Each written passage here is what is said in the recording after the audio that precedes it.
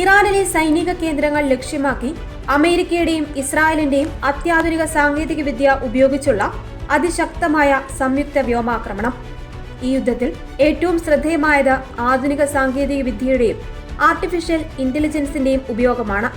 American president Donald Trump Anthropic എന്ന AI കമ്പനിയെ നിരോധിച്ചതിന് തൊട്ടു പിന്നാലെയാണ് യുഎസ് സൈന്യം ഇതേ കമ്പനിയുടെ ക്ലോഡ് AI ഉപയോഗിച്ച് ഇറാൻ ആക്രമണം ആസൂത്രണം ചെയ്തെന്ന വാർത്ത പുറത്തുവന്നത്. രഹസ്യാന്വേഷണ വിവരങ്ങൾ വിശകലനം ചെയ്യുവാനും ആക്രമണ ലക്ഷ്യങ്ങൾ കൃത്യമായി കണ്ടെത്തുവാനും സൈന്യം ഈ AI ഉപയോഗിച്ചതായി റാപ്ലർ റിപ്പോർട്ട് ചെയ്യുന്നു. ആന്ത്രോപിക് കമ്പനി തങ്ങളുടെ സാങ്കേതികവിദ്യ യുദ്ധത്തിനായി ഉപയോഗിക്കുന്നതിനെതിരെ നേരത്തെ രംഗത്ത് വന്നിരുന്നു എന്നതിനാൽ ഈ നടപടി വലിയ രാഷ്ട്രീയ വിവാദങ്ങൾക്ക് വഴിതെളിച്ചിട്ടുണ്ട്.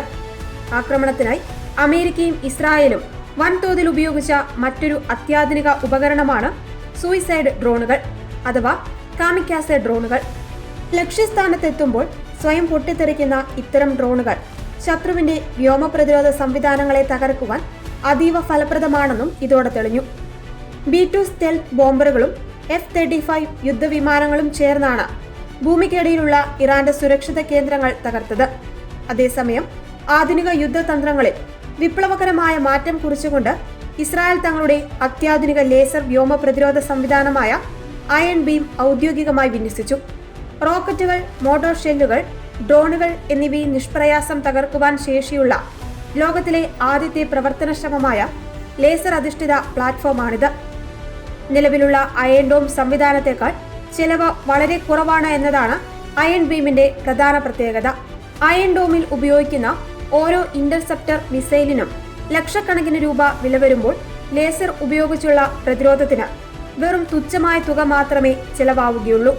ഇറാൻ നിർമ്മിത ഷാഹദ് 136 പോലുള്ള കുറഞ്ഞ വിലയുള്ള ഡ്രോണുകളെ നേരിടുവാൻ ഈ ലേസർ സംവിധാനം അതീവ ഫലപ്രദമാണ്. ഈ സംവിധാനം ഒരു വലിയ ക്യാമറയോ ടെലിസ്കോപ്പോ പോലെയാണ് കാണപ്പെടുന്നത്. ലക്ഷ്യസ്ഥാനത്ത് അതിശക്തമായ ഒരു ലേസർ രശ്മി തൊടുത്തുവിട്ട് അതിനെ ആകാശത്ത് വെച്ച് തന്നെ കത്തിച്ചു കളയുന്നു. നിലവിൽ ഏകദേശം 10 കിലോമീറ്റർ ദൂരപരിധിയിലുള്ള ഭീഷണികളെ നേരിടുവാൻ ഇതിന് സാധിക്കും.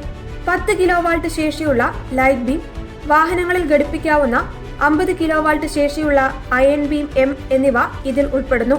കൂടാതെ അയൺ ബീം 450 എന്ന അത്യാധുനിക മോഡലും ഇതിന്റെ ഭാഗമാണ്.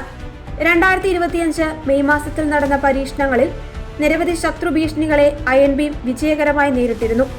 2025 ഡിസംബറോടെ ഇത് പൂർണ്ണമായും ഇസ്രായേൽ പ്രതിരോധ സേനയുടെ ഭാഗമായി മാറി. നിലവിലുള്ള അയൺ ഡോം, ഡേവിഡ് സ്ലിംഗ്, ആരോ എന്നീ പ്രതിരോധ നിരകൾക്ക് അനുബന്ധമായാണ് അയൺ ബീം പ്രവർത്തിക്കുന്നത്. ഭാവിയുടെ ആയുധമെന്ന് വിശേഷിപ്പിക്കാവുന്ന ഈ ലേസർ സാങ്കേതിക വിദ്യ കൂടി ഇസ്രായേലിന്റെ വ്യോമ പ്രതിരോധ രംഗത്ത് വന്നതോടെ ഇറാനെതിരെ ഇസ്രായേൽ പൂർണ്ണമായും സജ്ജമാണെന്ന് വീണ്ടും ഉറപ്പിക്കുകയാണ്.